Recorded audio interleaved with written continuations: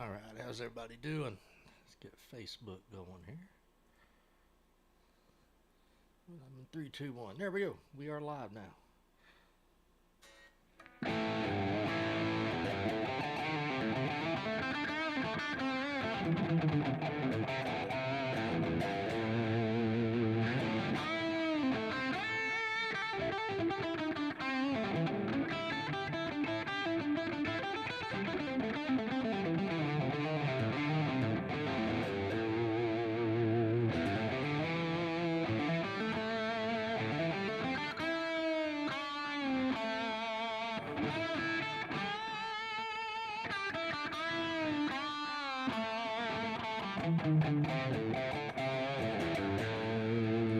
Hope everybody's having a good one tonight. Just check something here. Make sure everything is rolling the right place. Yes, it is. Okay. All right. Hope everybody's doing well out there tonight. See, somebody's jumped on there already. I am going to share this to the appropriate places.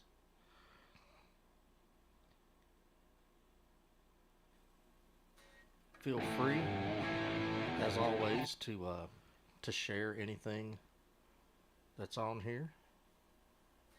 Feel free, which would be fantastic. The more people that watch, the more fun we'll have. What's up, Madison?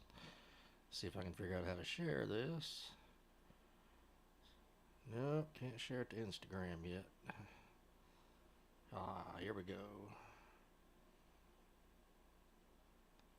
Nope, not there either. Okay, we'll do it this way. Share to a group. There we go. Alright, now we're good to go. Been listening to some really cool books lately. Been diving a lot more into songwriting. Going to talk about that a little later on. We'll let a few folks jump in here, and then we'll get to the songwriting part of it. But I've told y'all before, I am working on some original stuff, hoping to do at some point an original album. I thought it was going to be an instrumental, and it's starting to look more and more like it's not. It'll have some instrumental stuff on it, but we've got a few lyrics I've been tossing around in my head, and on paper, of course, because I can't remember lyrics that long.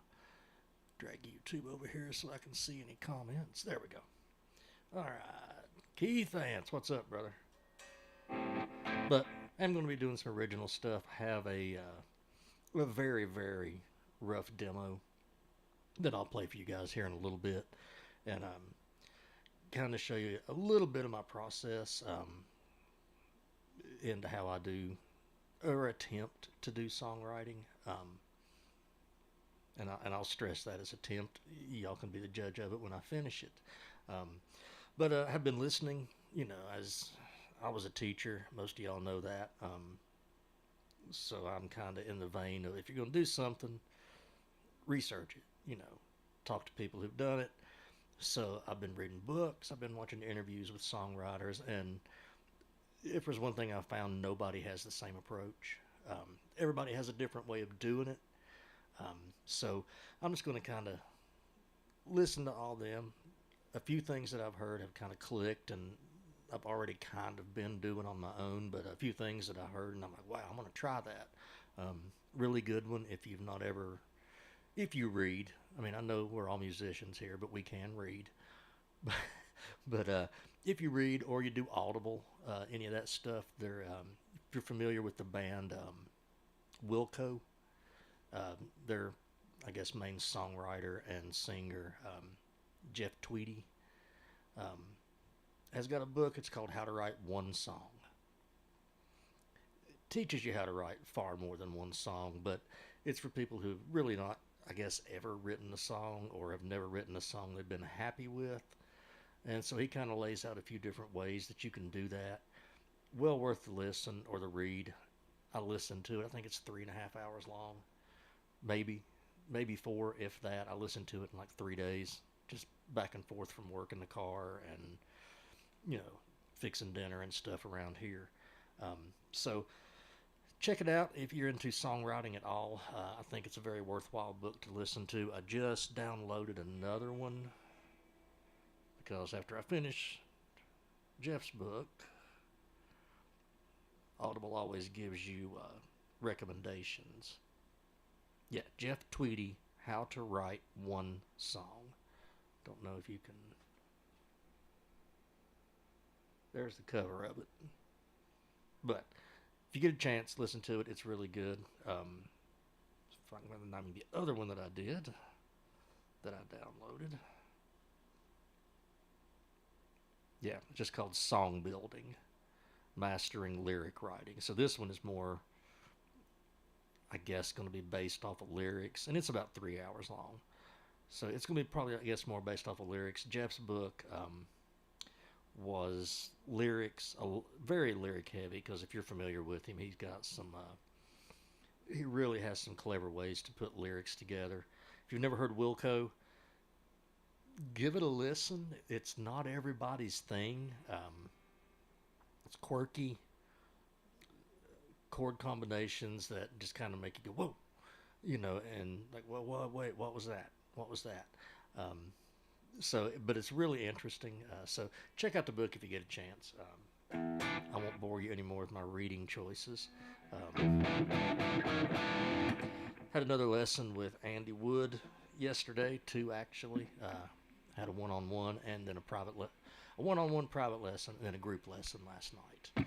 And a lot of really, really cool stuff. There always is when I work with him. I'm not going to throw any of that stuff at you tonight, but in coming weeks, when I get down one he's teaching me, I will be glad to pass on that knowledge if I can do it. If I can't, you'll never see it, of course.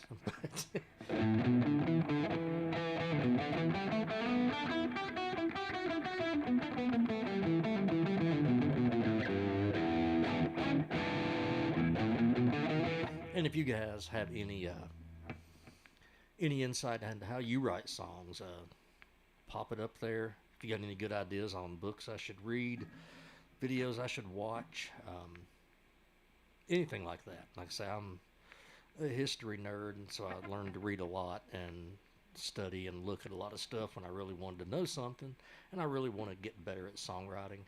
I've wrote songs for years, but I want to get better at it. Just like guitar. That's why I still take lessons off of Andy. I just want to always progress. If you're just sitting still, I can't see the point in that. You know, if you play guitar, you should always want to get better. And if you think you have learned everything there is to learn on the guitar and you are perfect, probably time to put it down. Grab a new instrument. Because I don't know anybody who has ever mastered the guitar. If it's anybody, it's Guthrie. Because I've never heard anything that he could not play. Red Solo Cup tonight with Liquid Death Orange Terror in it. Tried to break myself from sodas, so I'm doing the flavored sparkling waters. And I've got to where I like them a lot better than the sodas most of the time. I drank one little bit ago, and it was so sweet I almost couldn't drink it. Actually, I didn't finish it. I drank about half of it and had to stop. But we'll kind of get into talking the songwriting thing here. The way I write, sometimes I just get an idea in my head. 99% of the time, it's a lick or melody line. Sometimes it's lyrics. I do have occasionally lyrics just pop in my head, which is why I always have this handy. I've got tons of voice memos on there of just me saying 3 or 4 lines of a song. I've got the notes app on the phone there, and it's full of very uncompleted, not even verses. Sometimes it's just 4 or 5 words stuck together, and I'll go back and revisit it occasionally. There's lots of sound memos at work. I'll be sitting at work just checking a guitar out, because we get a ton of guitars in, and I probably have some days 20, 25 guitars go through my hand that I have to play. It's just awful. I've got to play guitar at work. Uh, but I have to sit there and play it, make sure, there's no buzzing frets, make sure the electronics are good, everything is working like it's supposed to work. So every now and then, and sometimes I'll sit and play songs, but a lot of times I just kind of goof off like I do on here. And every now and then I'll hit a run or a chord progression or a lick or something that I really, really dig, and I'll immediately grab my phone, record it, and then I can bring it home and dump it over to my computer. And I've got a huge file on my computer that is nothing but song ideas. And the one I'm going to play for you all tonight, I can't even really remember how I came up with the lick. Sometimes I just come back here in the studio when I know I want to try to write something, and I just turn GarageBand on and hit record. And then all I do is just play, not with anything in mind. Sometimes a song, just to get me in the mood. I'll pick a song by somebody I really, really like, and sometimes that song will inspire me to come up with a lick. And sometimes, it doesn't, but it always gets me playing. And if you've seen like the videos I do at Morel's, I don't sit down and plan those out. I just pick up a guitar and start playing. I've been going back and watching those because there's been a few, rhythms in there that I'm like, yeah, I really dig that. I'm always super critical of my lead playing, always will be, but that's neither here nor there. But this song here, I wrote it back here one night, didn't realize I wrote it. I just was recording on GarageBand, got up the next morning, had my coffee and everything, and came back here and just pushed play on what I had recorded. And I heard what is going to be, I guess, the intro to the song. And it's still a complete work in progress. It may change. I've got the basic outline of it. But it was just a simple lick. It's E major, D, and A.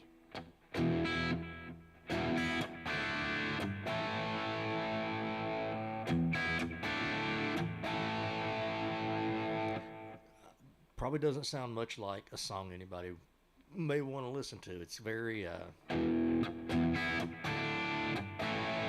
I had to say two bands throw their influences on this song, it's probably going to be AC/DC and Blackberry Smoke. Just nothing technical.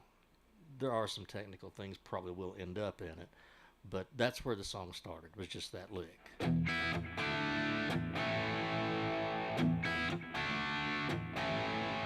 And that's really all that's on the demo. When I did the demo, I immediately turned GarageBand back on, went to town on it, got the whole first part done, and then I found what I think is going to be the verse. I think it's a really strange transition. It'll go from the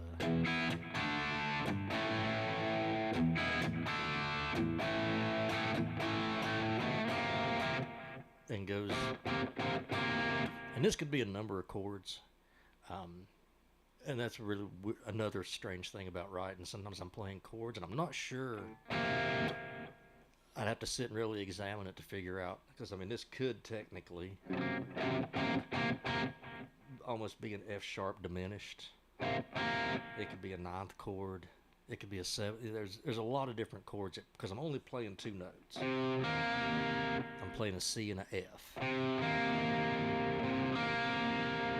and it's really almost out of key,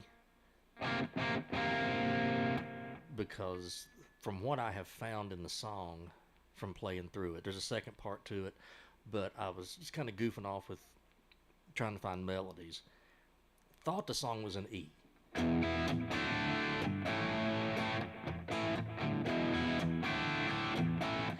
And after playing and soloing and just goofing off with it for about, honestly, 10 minutes before I fired the live stream up, I figured out I'm probably going to have to play it out of A major, but the A major is not going to work on every part, especially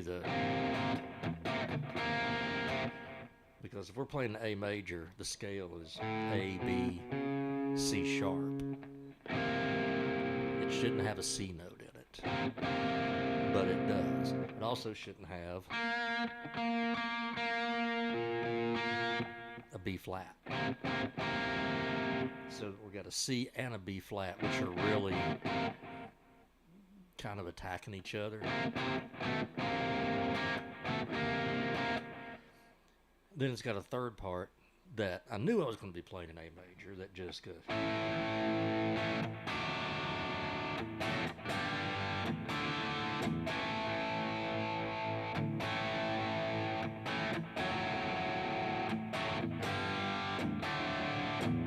Which is basically just A to a D,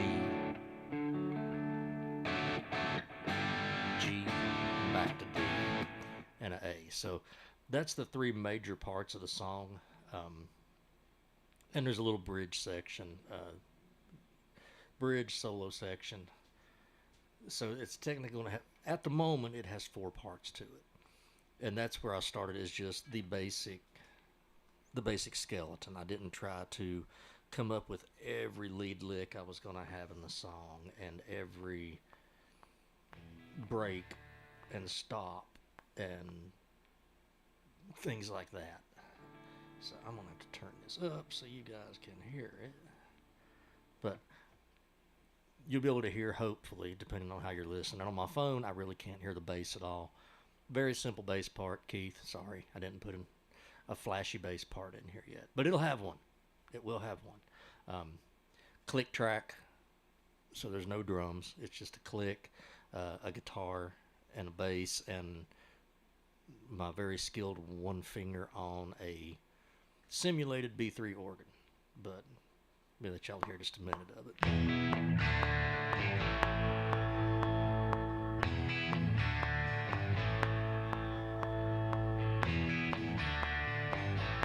So this would be the intro.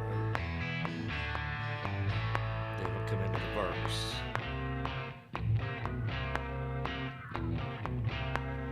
Kind of Black Crowes, Government Muley sounding.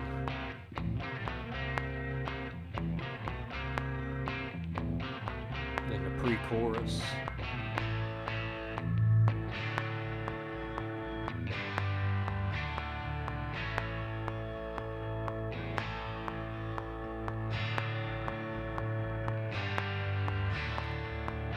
Then I've got it going back to the main lick.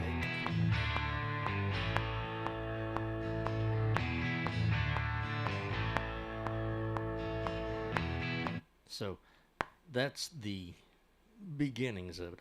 Good, I do simple. Then you'll be able to, then you can probably play this one right now, Keith. It's just pretty much a drive on whatever chord I'm in at the time.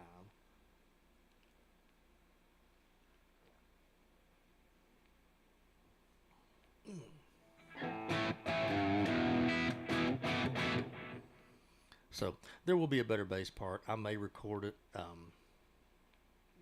may have somebody else play the bass on it. Probably going to have multiple people play on the album, just because I'd like to get a lot of people involved. The guys from Cash Crop, my buddies from Shades of Grey, have them on there, and some other people, hopefully a couple of very cool guest spots, but it'll depend on how good the songs are for the guests I'd like to have. They're open to it, but they gotta hear the song. They're not going to play on something they don't like. As, you know, I wouldn't either, unless it was a whole lot of money. Then I'll play about anything, except like Bavarian polkas. But I'm going to show you what I mean by, you would think it was in E, but it's in A. So I've been messing a little bit with just, I guess, a melody line for the song, what the vocal would probably do. We'll mess with it here for just a minute.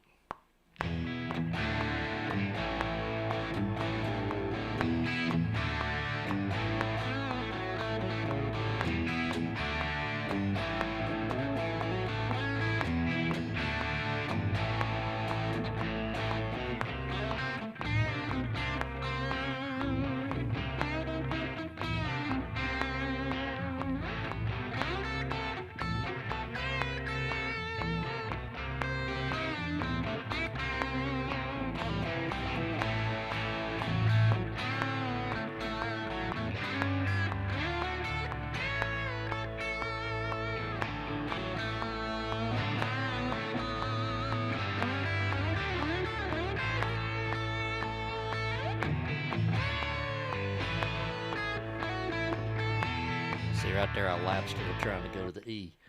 I hear that E and it makes me want to jump straight to it, and I got to break myself from that.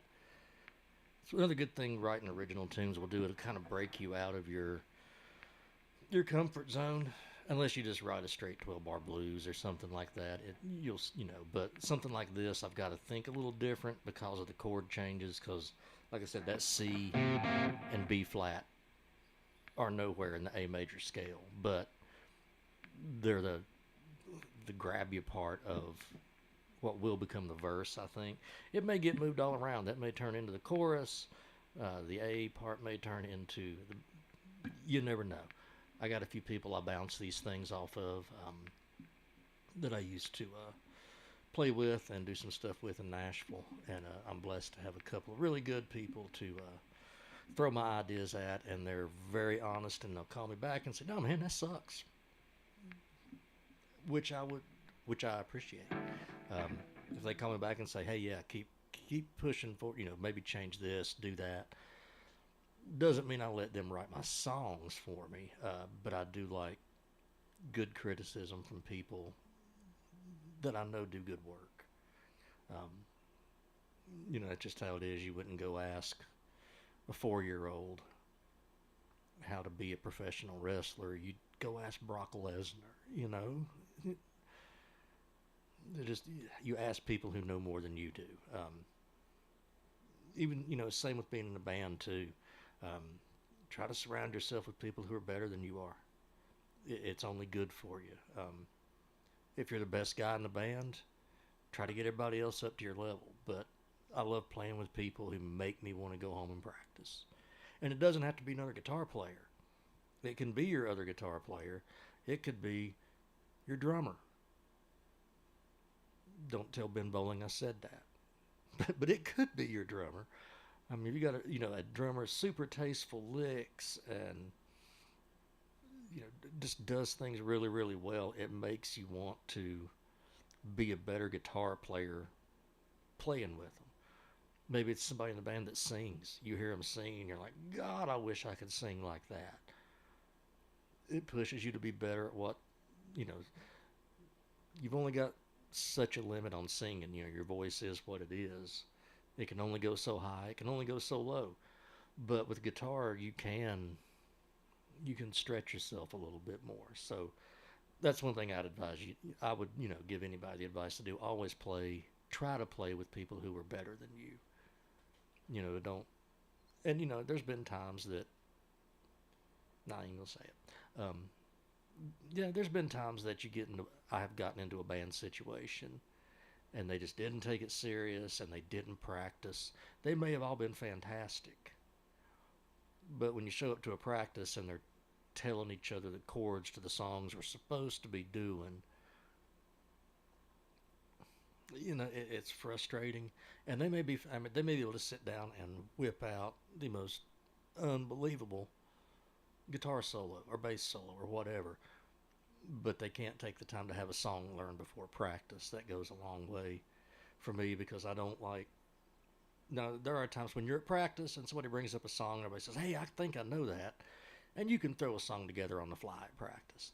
But one great thing about Cash Crop, hey guys, we're going to do this song this week, and most of the time we'll come in and everybody's flirting with disaster. Molly Hatchet. We said we were going to do it. We came in. I think we played it twice at practice the first night, and we're like, yeah, we can do this.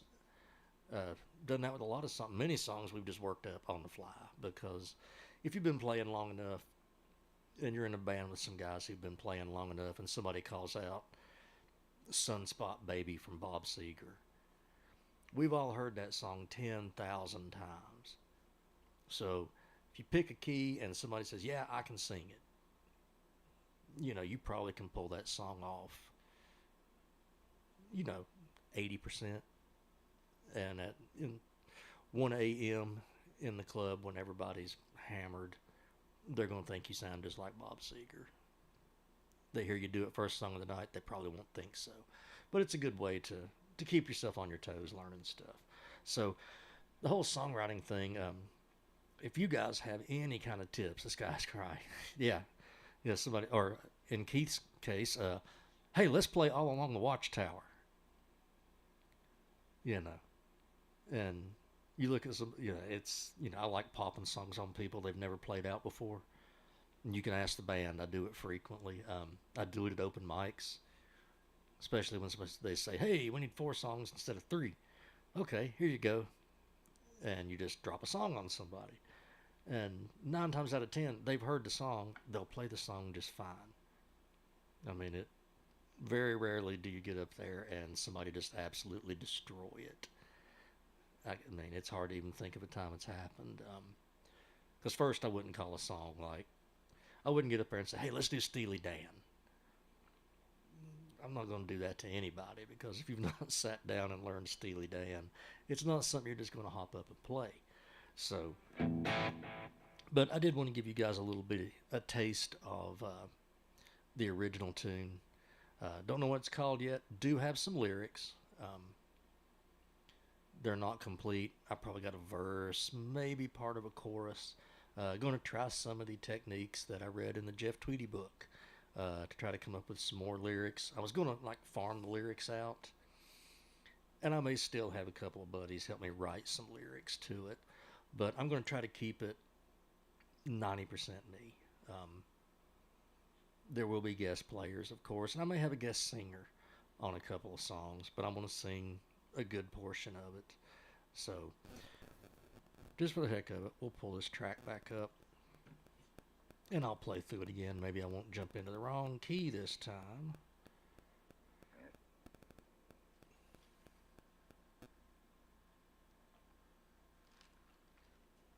All right. Again, Liquid Death Orange. If you haven't tried it, it's fantastic. All right, let's see what happens here.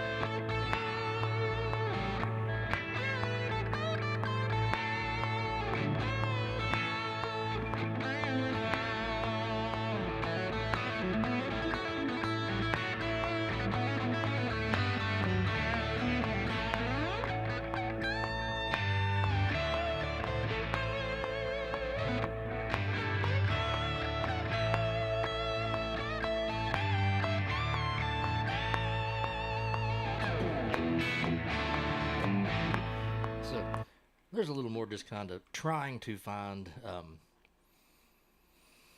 some little melody lines, and I'll probably go back and watch, because like I said, that was just all complete improv, as evidenced by the few bad notes in there. What's up, Sean? Um, so, like I say, total improv, song in progress, but it's kind of a little snippet into how I, go about writing occasionally. Um, Also, Sean reminded me, glad he jumped on here. Next Thursday, I'll be heading to Kentucky. If you've ever watched a Fairly Odd Parents, just hear Cosmo's voice saying Kentucky. And going up there to do a cool show, opening up for DK Harrell, playing with the Lowdown. If you guys haven't heard, you probably heard of them. They've been playing around here in the area for a bit now.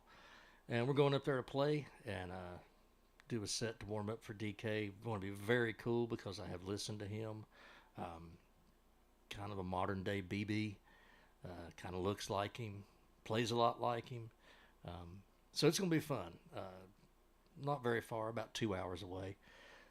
That's next week. Actually jamming with the guys Saturday night. When I finish here tonight, going to sit down and keep working on the set for that. Couple of 2 or 3 covers and a bunch of originals, which is fantastic. I love that they're doing original tunes, and hopefully I'll be doing some original tunes for y'all before too awful long. Trying to decide still on the guitars to take. Took a Strat to practice the other night, Sir Strat. Someone once told me Curtis is saying someone once told me there's no such thing as a bad note, and that can be true. If you're able to sell it, if you listen to Petrucci, he plays so many chromatics, and Greg Koch. If you've ever watched Greg Koch play, it's insanity. I don't think he cares if the notes are right, and I think he knows they're not, but he'll take a chord formation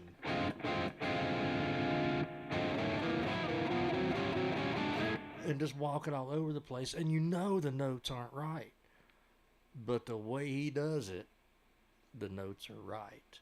I watched Victor Wooten, bass player. I'm sure you all know who he is. But I watched Victor Wooten, and he was talking about you can make every note right. And the way he did it was he had a guitar player there with him. And the guitar player just started doing like a...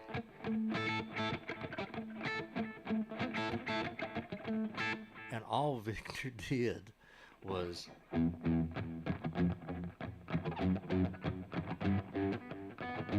He walked his chromatic scale all the way up the neck. That's it.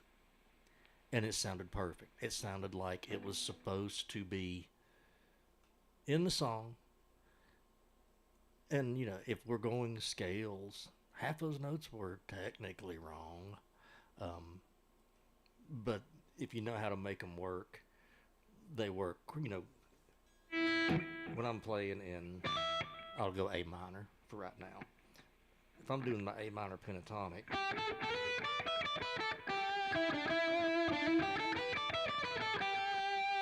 it shouldn't have a D and an E. It should not have an E flat, D sharp, whatever you want to call it in it. It should just be, but throwing in, it's not a right note, but if you do it in the right context, it can be the right note.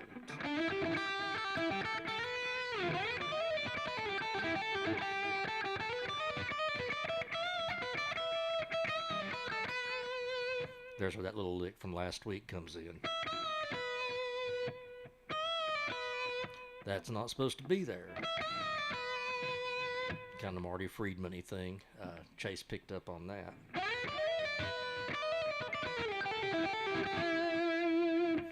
I can't remember the Avenged Sevenfold song, but there's one of their songs that all it walked out is they just do a chromatic walk down. But it works in the context of the song. So, are there bad notes? I've hit notes that I would say, yes, that was a bad note. And then there's a line of thinking, if you hit a bad note, hit it again. And everybody will just think you meant to do it.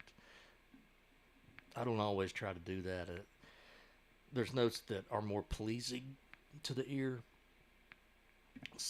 And there's notes that are not very pleasing to the ear, and sometimes those notes can be used to really create tension. It's like, a nice, a major chord, an A major. Well, another note in that scale is a G sharp diminished. Not quite as pleasing. But if you use that note to roll yourself into your A major, it works really well. It's like on the Patreon, there's the music theory course on the augmented and diminished chords. If I'm on playing my A, to make an augmented chord, all we're doing is raising our fifth. So our fifth, if we're playing an A, we have 1, 2, 3, 4. That's our E.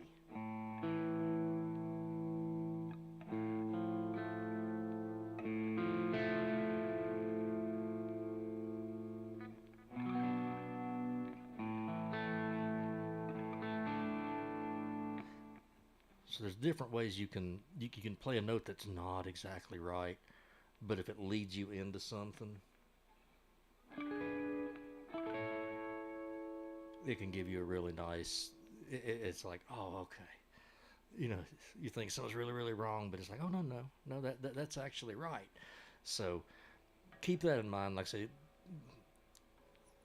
there are some notes that I hear and I go, that's a bad note. If you're playing Crazy Train and you totally hit just something crazy off, it's probably a bad note. Because they do happen. Everybody hits bad notes. I've seen big name artists in concert hit bad notes. You know what they do? They just keep playing. And then you don't usually hear them hit another one. I've only heard, very, very rarely and very sparingly have I heard anybody at, bigger name guitar players hit bad notes, but they do. It happens.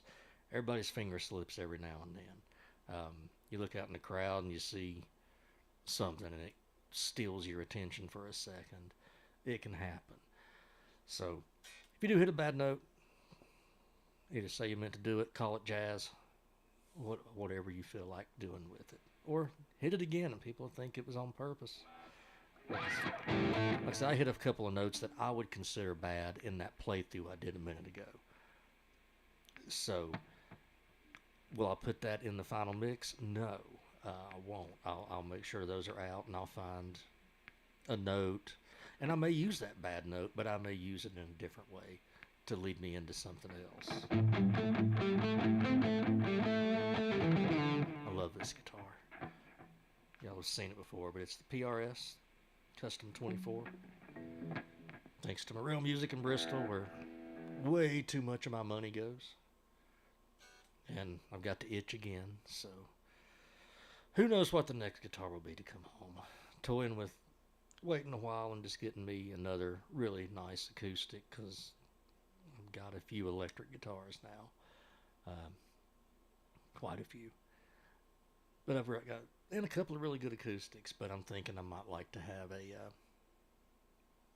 another Martin, preferably D18, maybe a Joe Bonamassa 0018 if another one happens to come through. I love the Molly Tuttle D18.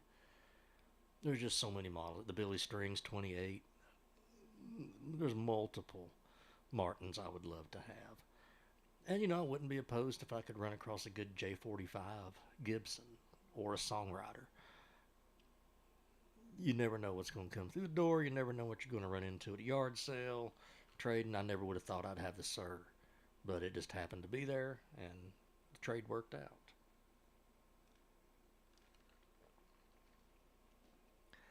All right, if you guys got any questions, pop them up in the chat there. I'm going to do a little housekeeping real quick. Sorry. If you haven't already, head over to Patreon, patreon.com/rockgraybill. It's free for the first 7 days. As always, if you're in here in the chat and you're watching and you're not chatting, that's fine. Shoot me a message on Facebook. Leave it leave me a note in here in the chat.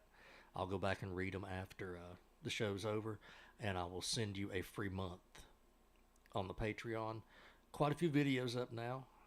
There's music theory videos. There's some E.J. Bonamassa style videos. Just some lead licks, some practice tips. We did a live stream on there a couple of weeks ago on a Friday night where we learned Lucretia from Megadeth, because I don't even remember the reason I learned it now, but I remember I had to learn it. And so we sat down and learned Lucretia on a live stream. And I think I'm going to start doing those live streams maybe on Wednesday nights on a regular basis. Not even starting them till about 8:30, 8:45 though, because I'm on a live stream with Andy until usually 8:30. The next 2 weeks though, he will not be on, because he has the Woodshed Guitar Camp the next week and then something else the next week. So I may do live streams the next 2 Wednesday nights on Patreon. And we'll always keep, our Thursday here, unless you guys think it's better to move it. If anybody thinks there's a better night, I have toyed with moving it to Wednesday night and doing the Patreon on a different night. But we'll see. May just do numerous ones here and there. I do that occasionally. Just send out a message and say, hey, I'm live, and you're welcome to come hang out. I may do that tomorrow night. I'll be in here practicing those songs for the show with the lowdown. And I just do that. So run a little longer than normal tonight, which is cool. You guys are in here. It makes me run and blab my mouth a whole lot more. So I hope you dug the little snippet of the original tune. A lot more coming on that. Like I said, that's the very early stages. And I'm going to sit here and work on songs for the show next Thursday, and I'm probably going to work for a bit on this original tune too, just because while I got it in my head, once a song gets in my head, I've got to play with it for a little while. So I will probably do that, but head over to Patreon. If you haven't, liked the TikTok page, hit that. Instagram, YouTube, subscribe over there. Starting to get a few subscribers on YouTube now, which is very good. Going to try to start doing more YouTube content too, some little quick lesson videos, gear reviews. Going to start a gear review on there. Give you a couple of reviews on gear every week, because I have the luxury of working in a music store and I have a lot of gear I can review. Works for the store, works for me.